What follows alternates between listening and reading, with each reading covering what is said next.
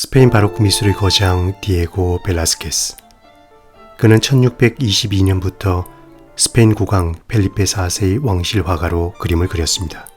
1628년 9월 마드리드에 잠시 머물렀던 플랑드르 출신의 루벤스와의 만남은 벨라스케스에게 화가로서의 새로운 길을 걷게 되는 계기가 되었습니다. 루벤스로부터 큰 자극을 받은 벨라스케스는 왕실의 허락과 지원을 받아 1년 6개월 동안 이탈리아에 머물게 됩니다. 벨라스케스가 활동했던 당시 이탈리아, 특히 로마는 최고의 거장들이 실력을 겨누던 미술의 성지나 다름이 없었습니다. 그곳에서 보았던 걸작 하나하나, 그곳에서 만났던 한 명 한 명의 미술가들은 훗날 벨라스케스를 거장으로 성장시킨 스승이나 다름이 없었습니다. 화가 벨라스케스의 독보적인 능력은 공간 해석입니다.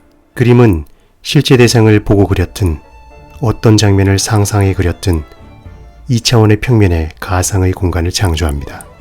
미술사 서적이나 미학 이론을 공부하시다 보면 미메시스라는 용어를 분명히 접하게 되는데요. 그리스어로 모방이라는 뜻입니다. 모방은 쉽게 말해 무언가를 진짜인 것으로 착각을 불러일으킬 만큼 그럴듯하게 그리는 것으로 이해하면 됩니다.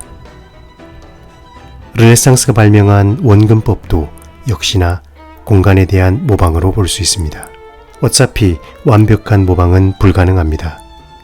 심지어 사진처럼 정교하게 대상을 묘사한다 하더라도 대상 그 자체를 완벽하게 모방하지는 못합니다. 이것은 철학적인 질문이기도 한데요.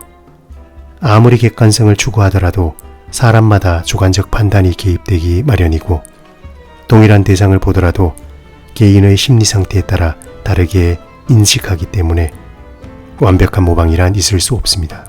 다른 화가들이 현실을 모방하는 데 몰두하고 있었을 때 벨라스케스는 그림 속 공간을 확장하여 현실의 공간과 연결시키는 방법을 구상합니다. 벨라스케스의 독특한 공간 해석은 그의 대표작 시녀들 라스 메니나스에서 잘 관찰됩니다. 그림에 묘사된 공간은 스페인 왕궁 화가의 작업실입니다. 벨라스케스가 커다란 캔버스를 세워두고 그림을 그리고 있는 동안 어린 마그리타 공주가 시녀들과 함께 화가의 작업실에 들어왔습니다. 그런데 공주와 그 일행들이 조금 놀란 듯 보입니다. 화가가 국왕 부부를 모델로 그림을 그리고 있었기 때문입니다. 그런데 그 사실을 어떻게 알 수 있을까요? 바로 후경에 걸려있는 거울에 이들의 모습이 비춰져 있기 때문입니다. 벨라스케스보다 먼저 거울을 이용해 그림 속 공간과 현실의 공간을 연결시킨 화가는 플랑드르의 대가 얀 반 에이크였습니다. 1434년에 제작된 그의 대표작 아놀피니 부부의 결혼식에서도 거울이 사용되어 그림 밖 현실 공간을 비춰주고 있습니다. 그런데 두 그림 사이에는 결정적인 차이가 있습니다. 화가가 그림을 그리는 상황을 상상해 봅시다. 얀 반 에이크는 아놀피니 부부를 앞에 세워두고 그림을 그리고 있지만 직접 모습을 그림에 드러내는 대신 벽에 걸린 작은 거울에 반사되어 보이도록 합니다. 벨라스케스의 그림은 전혀 다른 구성을 보입니다. 세워둔 캔버스 앞에 팔레트와 붓을 손에 든 화가는 화면 밖을 응시하고 있습니다. 화면 밖에는 국왕 부부가 그림의 모델을 서고 있는데 이들의 모습이 벽에 걸린 거울에 비춰져 있습니다. 다시 말해 그림 속 화가는 그림 밖 현실의 공간에 있는 펠리페 4세와 왕비를 그리고 있고, 현실 공간에 자리한 인물의 모습은 거울이라는 장치를 통해 다시금 그림 속 공간으로 들어오는 한층 복잡해진 구성을 보입니다. 그림 속 가상의 공간과 국왕 부부가 위치한 현실의 공간, 그리고 거울을 통해 비춰지는 현실의 공간, 이렇듯 다양한 층위의 공간을 하나의 작품에 묘사한 것이 벨라스케스의 작품에 나타나는 가장 큰 특징입니다. 벨라스케스의 공간 해석이 가장 돋보이는 작품으로는 펠리페 4세의 궁중 광대였던 바야돌리드 파블로의 초상화를 꼽을 수 있습니다. 궁중 광대 파블로가 연극 배우처럼 자세를 취하고 있습니다.